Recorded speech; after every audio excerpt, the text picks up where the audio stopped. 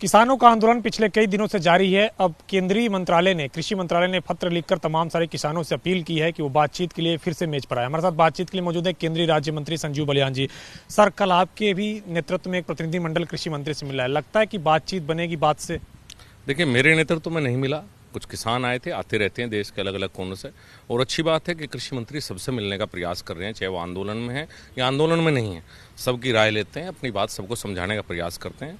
कल भी कुछ किसान पश्चिम उत्तर प्रदेश से आए थे, उन्हें भी बात समझाएगी। और ज़्यादातर जब समझाते तो समझ में आती है कि कृषि बिल किसान के पक्ष में। सर, जो पश्चिमी उत्तर प्रदेश से किसान आए हैं, बिल का समर्थन कर रहे हैं, राकेश टिकैत ने कहा है इनका खाना बीजेपी के दफ्तर में बन रहा है। देखिए, मैं उस पर कमेंट नहीं करना चाहूँगा। ना तो भाजपा के दफ्तर में खाना बना, ना भाजपा को मतलब है। जो किसान अब आंदोलन में, उन्हें भी हमने नहीं कहा कि आप आंदोलन कीजिए।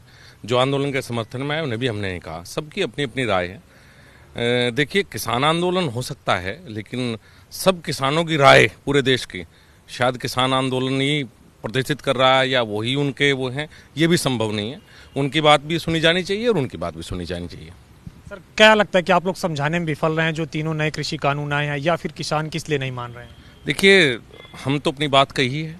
अगर उन्हें कोई समस्याएं हैं, सरकार ने उनकी बात भी सुनी है। और अगर कोई ऐसा क्लॉज है बिलों के अंदर कि जिससे किसान इतना और बेहतर हो सकता है, वो करने के लिए भी सरकार तैयार है।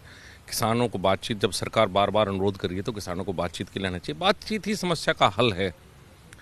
चौधरी महेंद्र सिंह टिकैत हमेशा आंदोलन करने आए और हमेशा ही आंदोलन सफल होकर गया। वो इसलिए हुआ है कि कुछ मुद्दों पर किसान मान्य है, कुछ मुद्दों पे सरकार मानी है। तो बातचीत से समस्या का हल निकलेगा। सर, 6 दौर की बातचीत हो चुकी है, खुद गृह मंत्री अमित शाह ने बातचीत की, लेकिन गतिरोध टूटा नहीं है। आपको कैसे लगता है कि कैसे ये किसान आंदोलन खत्म होगा? देखिए, तोड़ना तो पड़ेगा, गतिरोध तो तोड़ना पड़ेगा और बातचीत करनी पड़ेगी। बातचीत से समस्या का हल निकलेगा। सरकार जब पॉजिटिव है तो किसानों को भी आगे आना चाहिए। ठंड बहुत ज़्यादा है, बच्चे हैं, बुजुर्ग हैं, उनकी चिंता उन्हें भी है, हमें भी है, सरकार को भी है। बातचीत होनी चाहिए।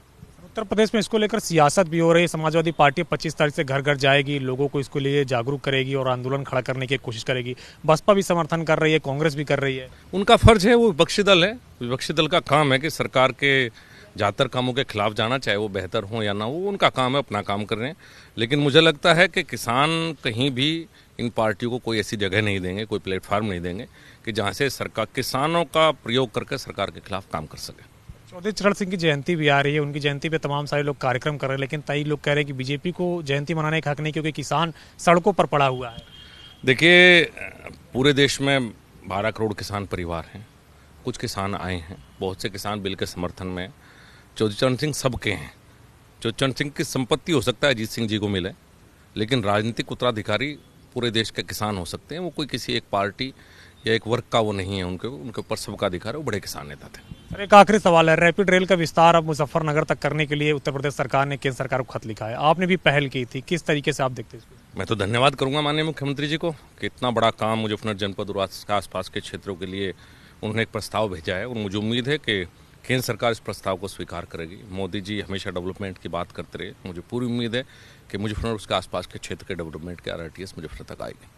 शुक्रिया हमसे बातचीत करने के लिए। तो यहाँ केंद्रीय राज्य मंत्री संजीव बालियान, जिनका कहना है कि बातचीत से ही गतिरोध टूटेगा। किसानों से बातचीत लगातार जारी है और सभी किसानों के साथ बातचीत के लिए केंद्र सरकार तत्पर है। कृष्ण वीरपाल के साथ अविनाश तिवारी, ABP गंगा, दिल्ली।